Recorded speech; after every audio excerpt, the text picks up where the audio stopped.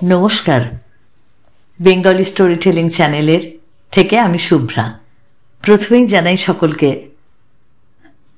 Happy new ইয়ারের শুভেচ্ছা ও ভালোবাসা। এই বছরটা সকলের খুব ভালো কাটুক। আমরা সকল দেশ বিদ্বেষ, মারামারি, লাঠালাঠি সব কিছুকে ভুলে সকলে আবার যেন আমরা বন্ধুত্বের বন্ধনে আবদ্ধ হতে পারি। আমার শ্রোতা বন্ধুরা সকলে ভালো থাকবেন। আজকে আমি একটু অন্য ধরনের গল্প নিয়ে হাজির হয়েছি আপনাদের জন্য। সমরেশ মজুমদারের লেখা গল্প, এবং গল্পগুলো একটু ভিন্ন স্বাদের। আশা করি সকলের ভালো লাগবে। প্রথম গল্প,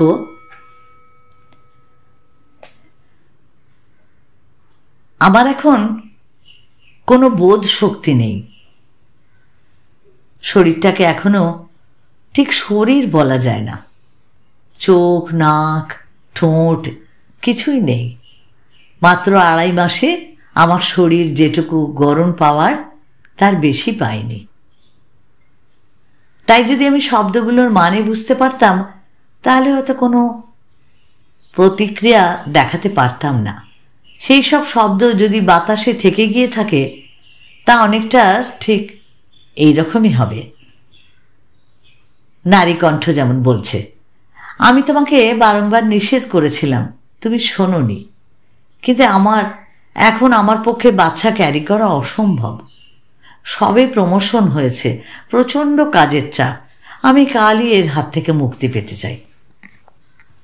তখন পুরুষকণ্ঠ বলছে, ওকে, সব ঠিক আছে, কিন্তু আমাদের বিয়ে তো 8 বছর পেরিয়েছে, তোমারও বয়স হচ্ছে। প্লিজ এটা কনসিডার করো, কোনো রকমের সময়টাকে ম্যানেজ করো। পুরুষকণ্ঠের আবেদনে বোধহয় কাজ হয়েছিল, কারণ তখন আমার শরীরটা একটু বড় হওয়ার সুযোগ পাচ্ছে। এখন আমার শরীরের বয়স 5 মাস। যদিও অনেক কিছু তৈরি হতে বাকি, তবু যেন একটু মানুষের আদল পাচ্ছি। হ্যাঁ, এখনো আমার বোধ শক্তি ঠিক তৈরি হয়নি। ঝিম মেরে পড়ে থাকি, তবু একটা রাত্রে সংলাপগুলো শুনতে পেলাম, কিন্তু ঠিক বুঝতে পারার স্তরে পৌঁছয়নি। নারীকণ্ঠ যেমন বলছে, ডক্টর চ্যাটার্জির সঙ্গে কথা বলেছ? তখন পুরুষকণ্ঠটা বলছে, হ্যাঁ, কিন্তু উনি রাজি হচ্ছেন না। নারীকণ্ঠ বলল, কেন? তখন পুরুষকণ্ঠটা বললেন এটা এখন সম্পূর্ণ বেআইনি, কারণ পেটে যে আছে তার লিঙ্গ জন্মাবার আগে নির্ধারণ করা যাবে না। নারীকণ্ঠ বলল, আশ্চর্য, আমার পেটে যে আছে তার পরিচয় আমি জানব না? পুরুষকণ্ঠ বলল, জেনে কি করবে? অপছন্দ হলে তোমার মন খারাপ হয়ে যাবে। মানে বুঝলে আমি হয়তো কেঁপে উঠতাম। আমি কি হলে নারীকণ্ঠের তালে পছন্দ হবে? তা এখন আমার বয়স 7 মাস। শরীরটা তৈরি হয়ে গেছে, কিন্তু অনুভব শক্তিটা আসেনি। আমি সবসময় ঘুমোই। হঠাৎ একদিন হৈ হৈ শব্দে ঘুম ভেঙে গেল। কথাগুলো কানে আসছিল, কিন্তু ঠিক বুঝতে পারছিলাম না। তবে উচ্ছ্বাসের একটা দোলা আমাকেও যেন ছুঁয়ে গেল। অন্য নারীকণ্ঠ, না বললে শুনবো না, খেতে হবে আজ। তখন আমি যে নারীকণ্ঠটাকে চিনতাম, সেই চেনা নারীকণ্ঠ বলছে, অসম্ভব, আমি কি রাক্ষস? তখন অন্য নারীকণ্ঠ বলল, এমা, তুমি যা যা ভালোবাসো তাই তো দিয়েছি, শুরু করো। আজ তোমার স্বাদ না, স্বাদ মিটিয়ে খেয়ে নাও। স্বাদ মিটিয়ে খেতে বলল কেন? আমার জন্য কি কোনো বিপদ? বুঝতে পারিনি বলে আমার মন খারাপও হয়নি। এখন আমার বয়স 8 মাস পূর্ণ হলো। কিন্তু আমি কোথায় আছি? আমার চারপাশে নোংরা, দুর্গন্ধযুক্ত জল, দম বন্ধ হয়ে আসছে মাঝে মাঝে। আমার শরীরটা এখন সম্পূর্ণ। আমি বেশ অনুভব করতে পারছি, বুঝতেও পারছি। এই অসহনীয় অবস্থার থেকে বেরোবার জন্য আমি তখন খুব হাত পা ছুঁড়ছি। আমাকে বেরোতেই হবে। কিন্তু হঠাৎ পরিচিত সেই স্ত্রীকণ্ঠের আদুরে হাসি কানে এলো। স্ত্রীকণ্ঠটা বলছে, দেখো দেখো কি দুষ্টু, হাত পা ছুঁড়ছে, এখানটা টাচ করো। পুরুষ কণ্ঠ বলল, উঁচু হয়ে উঠেছে, যা, মিলিয়ে গেল, বেশ দুরন্ত হবে বলে মনে হচ্ছে। আমি তো হতবম্ব। ওরা এত নির্বোধ কেন? আমার কষ্টেতে ওরা মজা পাচ্ছে। আমার বয়স এখন 9 মাস হওয়ার কদিন পরেই আচমকা পুঁতি গন্ধময় জল বেরিয়ে যেতে আরম্ভ করলো। আমি প্রাণপণে তখন অন্ধকার থেকে আলোয় আসার চেষ্টা করলাম, কিন্তু সঙ্গে সঙ্গে আমার গলায় কিছু একটা জড়িয়ে গিয়ে শ্বাস বন্ধ হওয়ার উপক্রম হলো। অন্ধকারের দিকে পিছিয়ে গেলে ফাঁসটা আলগা হচ্ছে, শ্বাস নিতে পারছি। তখন সামনে স্ত্রী কণ্ঠের আর্তনাদ কানে আসছে। আমি বের হতে চাই, কিন্তু বেরোলেই ফাঁস গলায় চেপে বসছে। এখন আমি কি করব? পুরুষ কণ্ঠ বলছে, ডাক্তার চ্যাটার্জি, কি অবস্থা? তখন অন্য একটা কণ্ঠ বলছে, খুব খারাপ, আমাদের একটা জরুরি সিদ্ধান্ত নিতে হবে। দেখুন, অবস্থা এমন দাঁড়িয়েছে যে বেবিকে বাঁচাতে গেলে মায়ের জীবন সংশয় হবে, আবার মাকে বাঁচালে বেবি বাঁচবে না। পুরুষ কণ্ঠ বলল, সে কি? তখন অন্য কণ্ঠ বলল, আপনাকে সিদ্ধান্ত নিতে হবে এই ব্যাপারে। পুরুষ কণ্ঠ বলল, দুজনকেই বাঁচানো যাবে না? তখন অন্য কণ্ঠটা বলল, আগে সম্ভব ছিল, এখন নয়। পুরুষ কণ্ঠ বলল, বেশ, আপনি আমার স্ত্রীকেই বাঁচিয়ে দিন। আমার ইচ্ছেই এই অন্ধকার গহ্বরে আসেনি। সেই 2.5 মাস বয়স থেকে প্রতিনিয়ত আমি ভয়ে ভয়ে কাটিয়েছি। এই মুহূর্তে আমি টান অনুভব করলাম।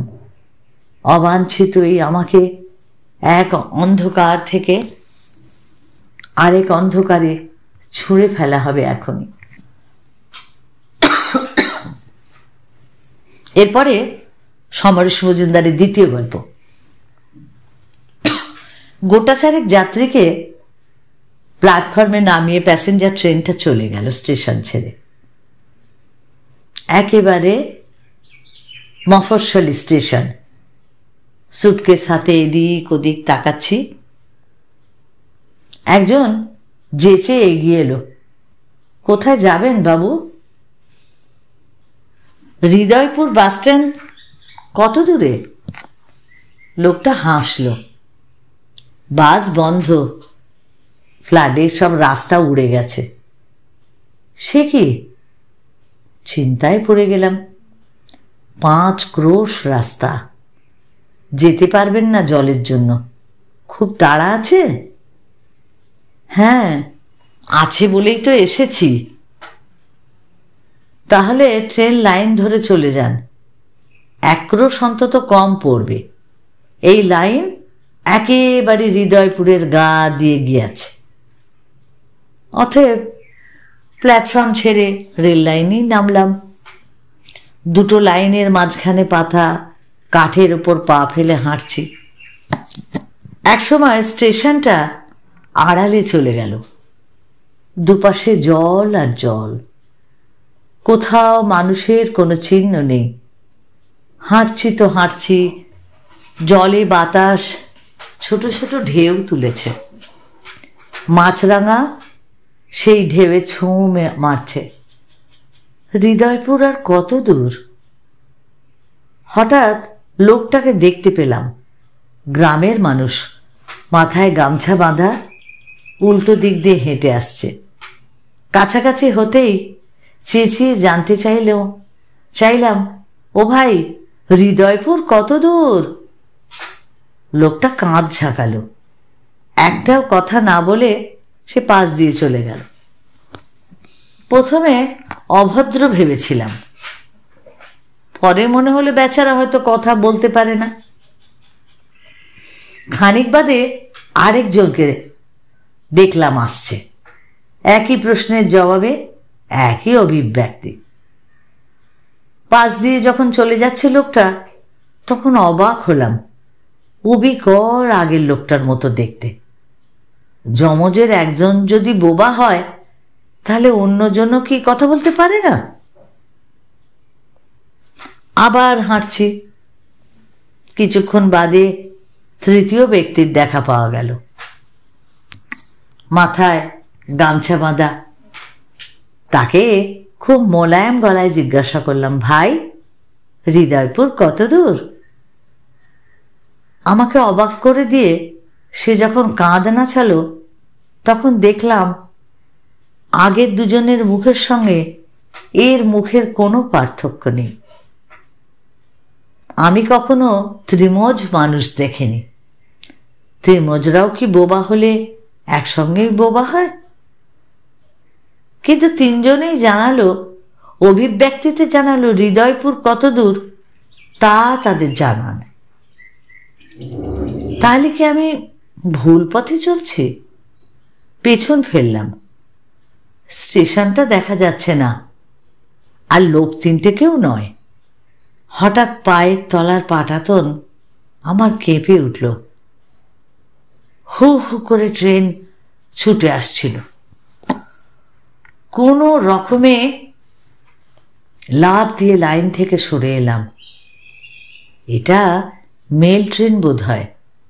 চড়াচড় কাঁপিয়ে চলে গেল। তারপর আবার সব শান্ত। আমি রেল লাইনে উঠলাম, আর তখনই চোখে পড়ল সামনে একজন এগিয়ে যাচ্ছে। লোকটার পেছন আমার দিকে থাকায় আমি মুখ দেখতে পারছি না, কিন্তু ওর হাতে সুটকেস, পরনে শার্ট প্যান্ট, যা আমার পরনে। এ কোত্থেকে এলো ভাবতে ভাবতে পা বাড়াতে গিয়ে দেখলাম আমি আর এগোতে পারছি না। লোকটা এগিয়ে চলেছে।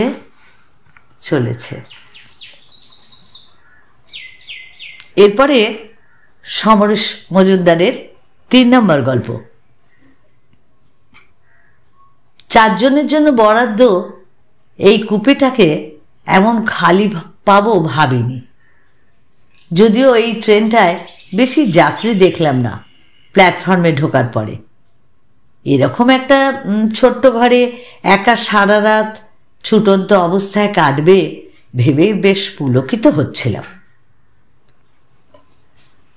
ট্রেন ছাড়তে যখন কয়েক মিনিট দেরি, তখন টিকিট পরীক্ষক এসে আমার স্বাধীনতাকে চাঙ্গা করে গেলেন। আমি গুছিয়ে বসলাম। দরজা ভেজিয়ে খাবারের বাক্স, জলের বোতলের সঙ্গে হুইস্কির বোতল সব বের করলাম। রাতের খাবার খাওয়ার আগে 2 পাত্র পান করা এটা আমার অভ্যাস। ট্রেন যখন কেঁপে উঠল, ঠিক তখনই বন্ধ দরজায় যেন ঝড় আছড়ে পড়ল। মহিলার বাজঘাই গলা কানে এলো, উতরো উতরো, সিটকে নিচে রাখো, জলদি। এক গাদা লটর বহর কুলিরা সিটের তলায় ঢুকিয়ে টাকা নিয়ে চলে যাওয়ার পর সঙ্গে সঙ্গে আমি হুইস্কির বোতলটাকে আমার পায়ের পাশে সিটের নিচে সরিয়ে দিলাম। এবার ওরা ঢুকলো। মহিলা লম্বায় অনেকটা, প্রস্থেও। পেছনে টিকটিকির মতো একজন মানুষ, যার গায়ের রং ধপধপে সাদা, পরনে আদ্যির পাজামা পাঞ্জাবি, বয়স 50-এর অনেক ওপরে।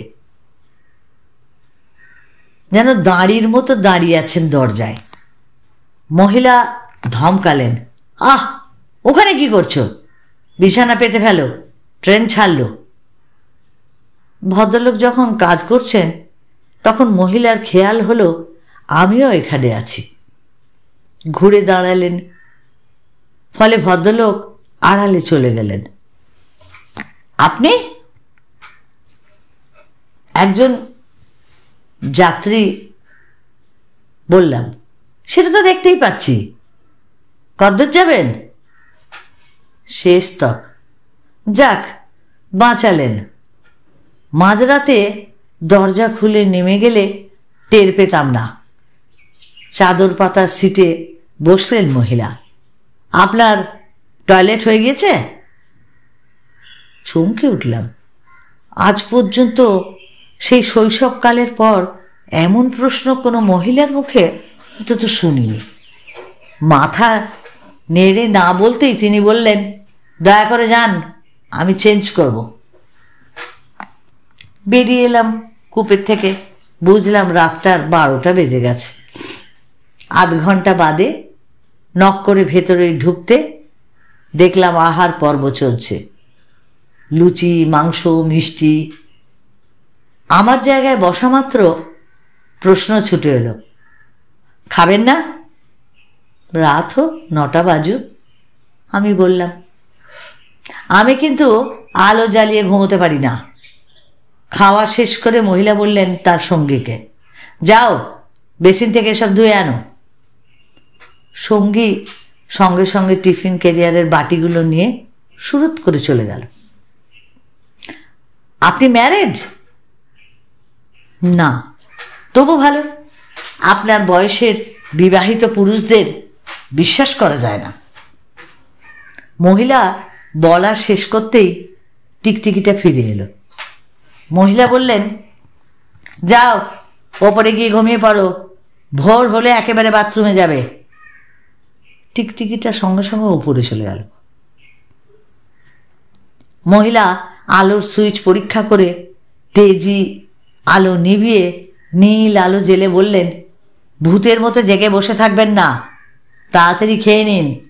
তারপর নিচের সিটে শরীর এলিয়ে দিলেন। একটু পরে আমার দিকে তার শরীরটা পেছন ফিরল। উপরে টিকটিকিটা নিঃসাড়ে পড়ে আছে। ট্রেনও চলছে। হঠাৎ কানে আওয়াজ এলো। ট্রেনের চাকার শব্দ অতিক্রম করে মহিলার নাসিকা যে শব্দ তুলেছে তার কোনো তুলনাই নেই। ট্রেনের গতি কমে এলে গর্জন বাড়ছে। বুঝলাম এখন ওর ঘুম সহজে ভাঙবে না। অতএব এখন পান করা যেতেই পারে। হাত নামিয়ে বোতলটাকে খুঁজতে গিয়ে বুঝলাম যে ওটা পড়ে গেছে।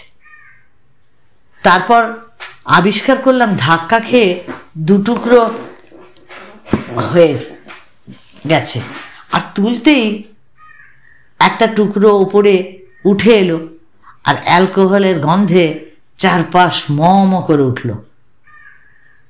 কিন্তু তাতে মহিলার ঘুম একটুও চটকালো না।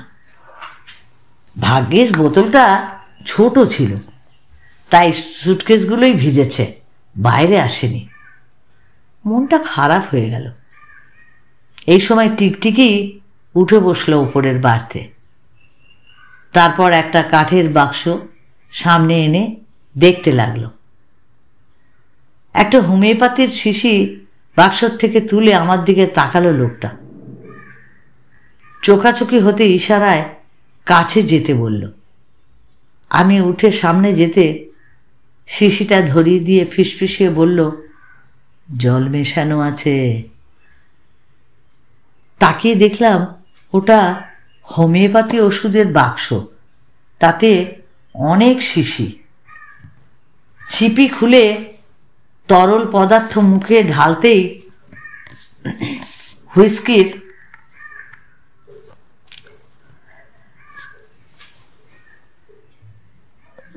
তরল পদার্থটা মুখে ঢালতেই দেখলাম যে বেশ একটু যেন হুইস্কির স্বাদ পেলাম। টিকটিকির মুখে তখন মন্থরার হাসি। তিনিও এক শিশি তরল পদার্থ মুখে ঢেলে একটু ঝুঁকে ঘুমন্ত স্ত্রীর দিকে তাকিয়ে চোখ টিপলেন। সমরেশ মজুমদারের এই 3টি গল্প আশা করি শ্রোতা বন্ধুদের নিশ্চয়ই খুব ভালো লাগবে। আর যদি ভালো লাগে তাহলে আমাকে লাইক করতে আর শেয়ার করতে কখনো ভুলবেন না। আর যারা এখনো নতুন, আমাকে এখনো সাবস্ক্রাইব করেননি, প্লিজ প্লিজ একটু সাবস্ক্রাইব করে আমার পাশে থাকুন। আর যারা সাবস্ক্রাইব করে আমার পাশে আছেন তাদের সকলকে আমার অনেক অনেক ভালোবাসা, শুভেচ্ছা। সকলে ভালো থাকবেন, অপেক্ষায় থাকবেন আমার পরবর্তী গল্পের জন্য।